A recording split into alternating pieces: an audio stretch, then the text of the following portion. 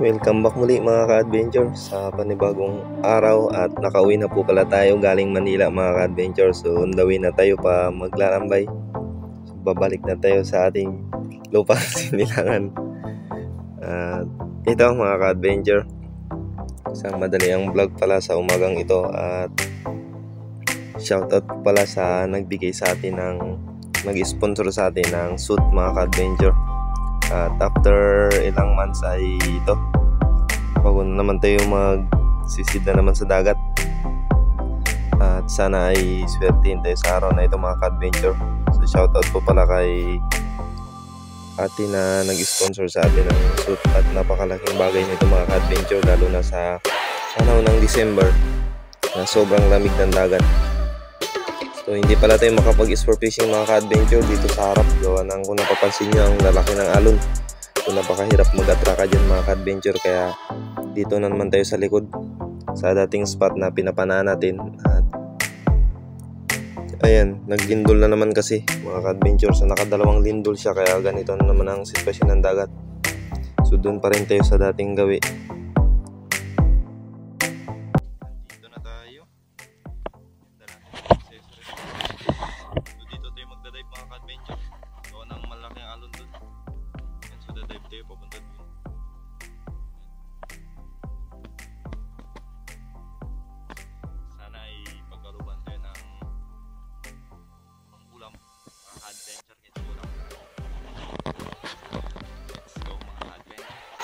Sorry, dito sabak natin mga ka-adventure. So shoutout po pala sa may-ari na nasa likod ko na yan.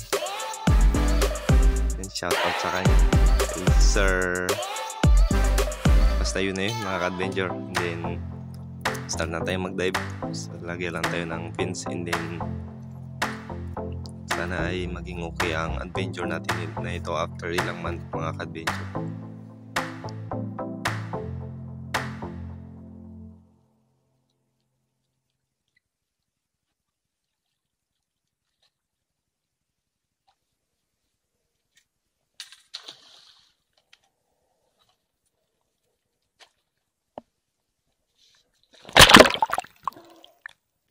So it's time to load mga ka-adventure, at 16mm po pala ang size ng rubber natin. So bago na naman yan siya mga ka-adventure. So shoutout sa sediment na nabilihan natin.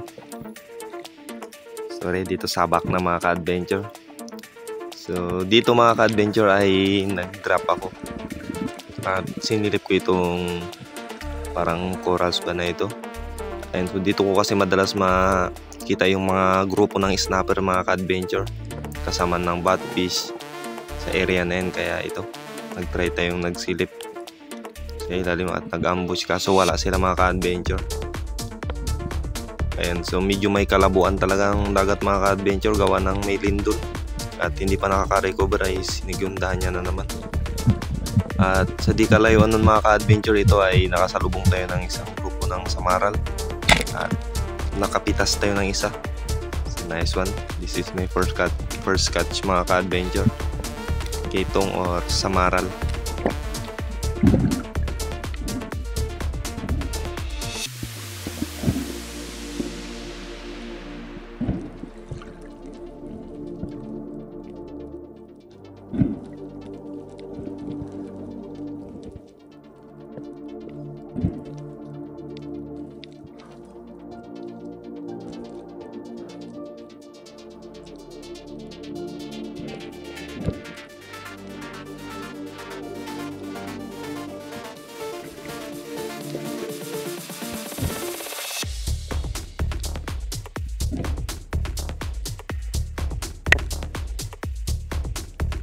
After natin ma-secure ang isda mga ka-adventure ay ito, nagbaba tayo at nakakita tayo ng grupo ng snapper mga ka-adventure. So ang dami nila at ito sinubukan sana nating tirahin at timing lang natin mga ka-adventure yung pinaka range niya, kaso lang tumakbo at lumayo kaya sayang hindi natin na tira.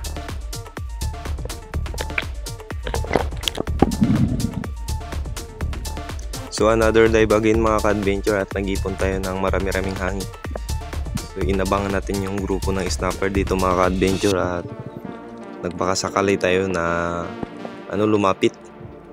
Kasi nandito lang sila part mga ka-adventure, umiikot-ikot. So nagbakasakali tayo na lumapit or maakit sa atin. And so napakalabo talaga ng dagat mga ka-adventure. Kaya pasensya na kayo kung medyo malabo ang video natin sa araw na ito. Ayan. Sobrang tagal ang antay natin yan mga ka-adventure.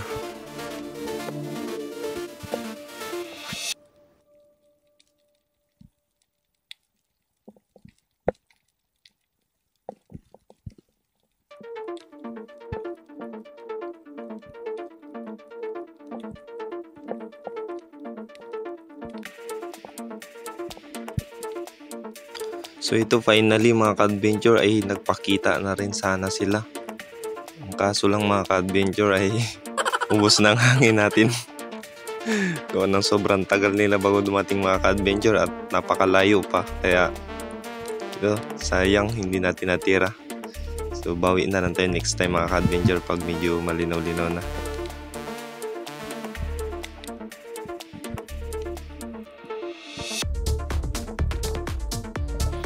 Another dive mga ka-adventure at ito nakasalubong tayo ng lapu-lapu na good size na siya mga ka-adventure. So naging success naman ang tira natin. And kaso lang napunit ang laman mga ka-adventure at nakabitaw. Sayang talaga at hindi natin nakuha. At nang makarecover tayo mga ka-adventure ay ito. Napansin ko ay lubat na palang camera natin mga ka-adventure. So, sayang nakapana tayo na middle fish mga ka-adventure. Yun, sayang hindi natin nakakuha ng video kung paano natin siya napana. At nalubat na kasi ang camera natin mga ka-adventure. So nakakuha pa rin naman ako ng ilang clips ng video mga ka-adventure. Pero wala na talaga, lubat na. So nakapana rin pala tayo dyan ng talakitok mga ka-adventure. Pero hanggang 40 seconds lang ang nakuha ng camera. So nagkataon na sobrang lakas ng ulan mga ka-adventure. Sayang. Isang battery lang kasi ang dala natin mga ka-adventure. Gawa ng yung battery na nadala-dala natin kanina nawala mga ka-adventure. Kaya ayun, sayang talaga. So mayroon pa sana akong titirahin dyan na sweet lips mga ka-adventure. At saka may grupo pa sana dyan ng talakitok. So hindi ko na rin nalikan at ito umuwi na tayo mga ka-adventure.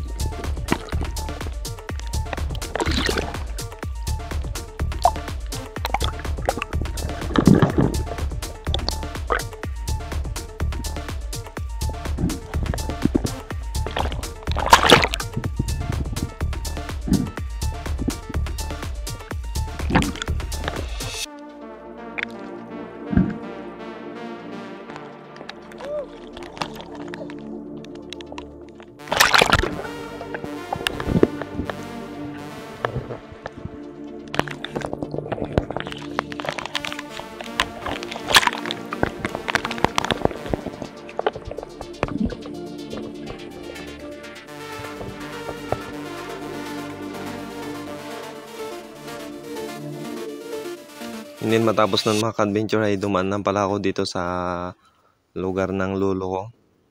Ayun sa side ng papa ko at ito, nagkape lang tayo saglit mga ka-adventure bago tayo umuwi. So lalangoy din tayo pa uwi mga ka-adventure gawa nang wala tayong masakyan eh. Yun, so nagdaan lang tayo saglit. So yun pala ang lolo ko. At ito, nakauwi na tayo mga ka-adventure. So, bali 3 na lang pala ang natira mga ka-adventure gawa yung sa maral na nahuli natin ay natanggal sa tugan. So sayang mga ka-adventure. Tapos ito yung isang balo or middle fish mga ka-adventure ay hiningi nila ang mga trabahante dun sa dinaanan natin. Kaya ito na lang natira mga ka-adventure, dalawa na lang yung natira sa huli natin. Kasi yung iba ay nakadaan tayo ng mga abusayap. Kaya ito na lang talakitok at isang grouper ang natira kanina sa huli natin mga ka-adventure. So, isang talakitok at isang grouper. So shout out pala kay Brad Mon. Ayan. So ito na Brad. Ayan. So iskabichi siguro natin to mga ka-adventure or malaman na ito mamaya. So update ko na kayo mga ka-adventure at prepared pa ako. Magbihis na ako kasi hapon na eh. So update ko na kayo mga ka-adventure. Ayan. At dito na po pala yung dalawang huli natin mga ka-adventure. So yung lalaki to kay sasabawan natin at yung grouper ay i-escabeche natin mga ka-adventure or sweet and sour. Yan. So yan ang luto natin for today's video.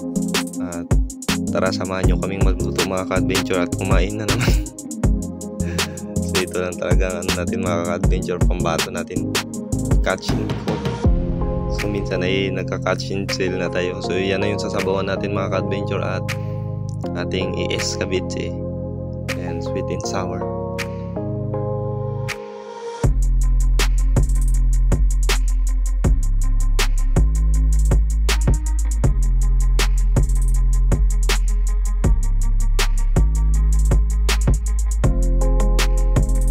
So ito, piniprito na natin ang grouper mga ka-adventure at bago natin siya i-escabeche. So yun talaga ang proseso mga ka-adventure bago mo siya i-anuin or kumbaga titimpla ng sauce. Ayan. So matapos niyan mga ka-adventure ay ito, nagpakulo na tayo ng tubig sa kaserola at nilagay na yung ating mga sangkap. So yan, naglagay lang tayo dyan ng sangig o tanglad mga ka-adventure para pampabango at pangpaalis ng langsa. Pero masarap talaga yun siya mga ka-adventure kasi bagong huli ng isday. So maliwanag pala yun mga ka-adventure pero inilawan lang natin kaya ito pang madilim. So ito na, kumukulo-kulo na siya at nilagay na natin ang ating talakitok mga ka-adventure. Yun o, lami kayo kung kay Native Channel pa. So shoutout pala kay Native Channel mga ka-adventure. Ayan. So I hope so na mag collab na kami kahit isang beses lang mga ka-adventure. So shoutout. Ayan, so tinimplahan lang natin siya dyan mga ka-adventure at nilagay natin ang naglagay natin ng dahon-dahon. Naglagay tayo ng malunggay, pampahaba ng buhay. Yan ang mga ka-adventure, malunggay. Sarap kasi siya sa sinabawan lalo na kung may halong ganyan. At pagkatapos niyan mga ka-adventure ay nag-prepare na tayo ng ricado para dyan sa ating sweet and sour mga ka-adventure. So may kanya-kanyang tactic tayo or technique. So yan na yan, largo na yan mga ka-adventure. So nag-isa lang pala dyan ng nagpatunaw lang ng butter.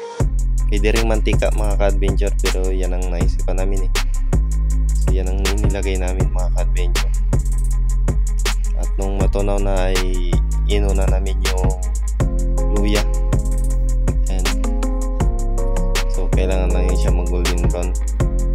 So i-mekos-mekos niya na yan. And i-mekos-mekos na mga ka-adventure. At pagkatapos niyang i-mekos-mekos mga ka-adventure ay susunod na yung bawang dyan mga ka-adventure. Ayan, mekos-mekos mo pa yun o. So nilagay na yung bawang mga ka-adventure at minekos-mekos ulit. Pagkatapos nun ay inilagay na yung ketchup. So yan pala mga ka-adventure ay kung ano lang gusto nyo, ketchup ba or tomato sauce. So nasa sa inyo na yan bago timplahan ng magic sarap daw eh. Tapos ayun, mekos lang. Tapos mo mekos, haluan mo lang siya ng dito yan kasi mga ka-adventure hinaluan ni mama ng tomato paste. Yan pang papula. So yan, haluan na at lagyan ng konting toyo pang